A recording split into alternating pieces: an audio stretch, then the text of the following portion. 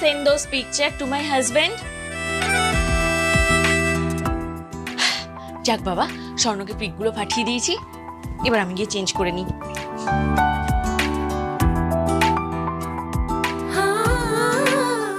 এসে গেছো? হ্যাঁ। অফিসে কি অনেক চাপ ছিল? তোমাকে মেসেজ করেছি, তুমি অ্যানসার দিলে না। তুমি আবার কখন এসএমএস করলে? মানে দেখোই নি? আরে আজকে অফিসে ভীষণ চাপ ছিল, মাথাটা একেবারে যন্ত্রণায় ফেটে যাচ্ছে। শোনো না, আমি শুতে গেলাম। খাবে না? না, খাবো না, রাত্রিবেলায় খিদে পেলে খাবো। এখন ফ্রেশ হয়ে শুয়ে পড়ছি।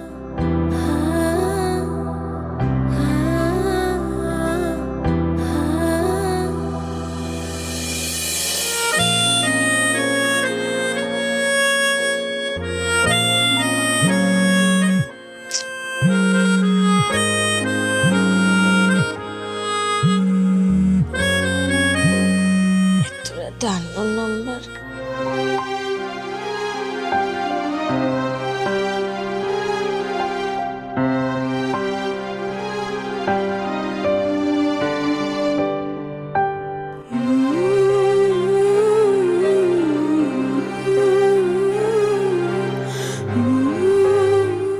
হ্যালো। হ্যালো, কে?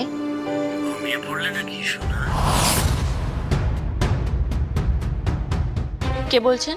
সে কি আমায় চিনতে পারছো না? কত সুন্দর সুন্দর ছবি পাঠালে, আর তারপর আমাকেই ভুলে গেলে, হ্যাঁ?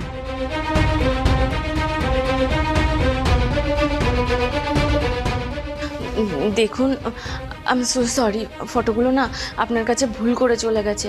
অ্যাকচুয়ালি ফটোগুলো আমি আমার হাজবেন্ডকে পাঠাতে গিয়ে আপনার কাছে চলে গেছে। প্লিজ আপনি ফটোগুলো একটু ডিলিট করে দেবেন।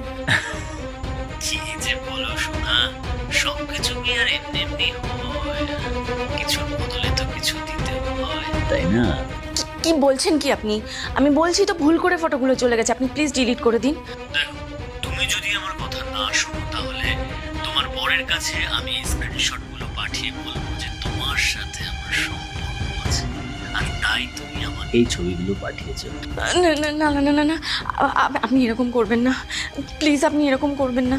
তাহলে যা বলবো তাই করো, করবে তো? কি করতে হবে?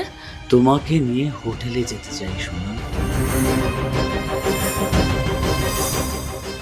কি বলছেন কি আপনি?